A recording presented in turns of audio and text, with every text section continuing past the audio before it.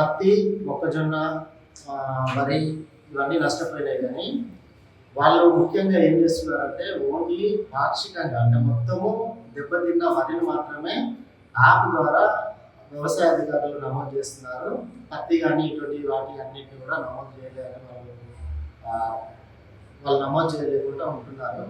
అట్లాగే పత్తి అమ్మకంలో స్లాట్ బుకింగ్ ఏదైతే ఉందో కపాస్ కిసాన్ అనేసి యాప్, ఇది వచ్చేసి ప్రజలలో అంటే విలేజ్ లెవెల్లో కానీ అగ్రికల్చర్ ఆఫీసర్స్ గ్రామ పంచాయతీ లెవెల్లో తీసుకొచ్చి దాన్ని ఎలా నమోదు చేయాలి అనే దాని మీద కూడా అవేర్నెస్ ఎవరు కూడా ఇవ్వట్లేదు.